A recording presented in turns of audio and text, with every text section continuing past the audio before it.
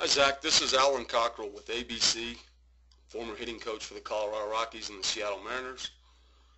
I'm going to analyze some video this morning. Okay, the first thing I look for, Zach, is balance, and balance and setup is very, very important. In fact, balance all the way through is very, very important. So first thing that I check is to make sure that our knees are inside of our feet and our head is inside our knees. Now we're going to try to keep this good balance all the way through. The other thing that will help good balance is good equal bend in both knees. And we're going to try to keep that all the way through our hitting process. All right, so you're in a good position right here. One thing I'm going to point out to you is the location of your hands are more in the center of your body, and that's okay at setup, or that's okay in your stance. But as we start to move forward into the load phase, those hands are going to need to get back over your backside and behind your power source, and I'll explain what I mean as we go. Okay, we'll take it to the next phase, which is the load phase. The load is just getting our weight to the inside part of our back leg. Okay, when that heel plants, when this back heel right here, when it plants on the ground, we are now loaded and we're ready to see the ball and then make a good move to the ball. All right. The load is getting weight or energy into the backside of his back, or the inside part of this back thigh. Okay. You're in a good position right there. You've loaded your weight into here, and we're now ready to transfer it into the front part of your thigh, right in here. Okay. That's a very good position. I like the good equal bend in both knees, and I like the fact that our knees are still inside of our feet. Okay, that's a real good athletic position.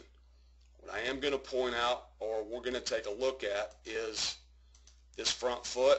We're going to make sure that this front foot does not open more than 45 degrees. Okay,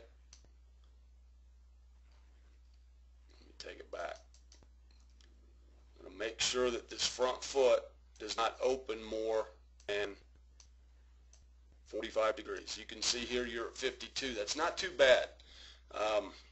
You know, again, we're going to try to keep it at 45, but 52 we can live with. What happens is if it gets too far open, it causes our front hip to want to leak out, and when that leaks out, it makes it difficult to handle pitches on the outer half of home plate or the outer third of home plate. And as you get to be a little bit older and start playing a higher level of ball, they'll start throwing change-ups and breaking balls, and it makes it really difficult to hit those pitches. So you've probably heard the term stay square to home plate, and this front foot right here, if it stays at a 45 or even more closed than a 45, gives us a better opportunity to handle those pitches.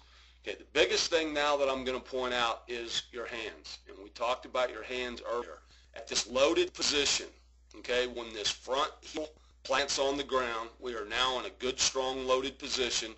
I would rather see your hands somewhere back here, okay, somewhere back over your backside, somewhere behind your power source, which is your back hip. Okay, if they get in front of my power source, now we're losing bat speed, and we're losing the ability to hit the ball as hard as we can without trying to exert a lot of more energy. So when you load, when we're getting weight into here, those hands are also moving back in this direction. And as they move back, okay, they're going to be somewhere over your back foot. All right? Does that make sense? Because inside your back foot puts them in front of your power source, which is this back hip right here. Okay, we want to keep them behind this back hip. All right, we're going to run it forward now to the swing phase. We start to go forward. Okay, we're in a good position. You're holding your position with this stride foot. That's good. Your head is in a good position right here.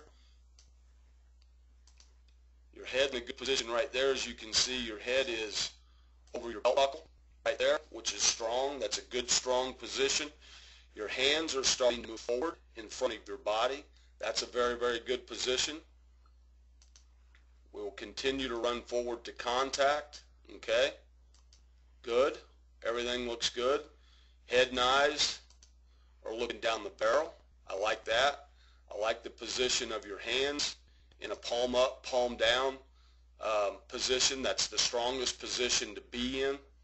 Okay, we'll run this forward now to the extension phase, and this is after the ball leaves the bat, and then we've got a good full extension with the barrel of the bat facing the pitcher. I like that. Your head and eyes are still looking down the barrel. That's a strong position.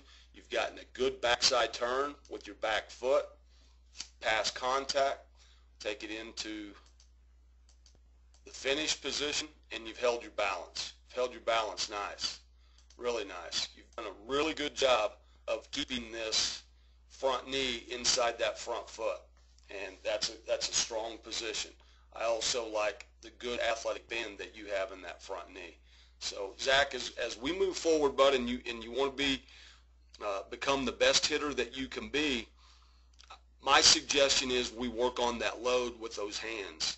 And as the stride foot lands, or even before the stride foot lands, we want to get those hands back. We want to get those hands outside of our body and over that back foot and behind our power source. Our power source, again, is our lower half. It's that transfer of weight. So that's going to start our swing, and then the hands can catch up, and they'll start to work in front and get us to contact. But we're losing a little bit of power because our hands are working inside of our body and not over that back foot. So, buddy, I want to thank you for coming to our camp, and I wish you all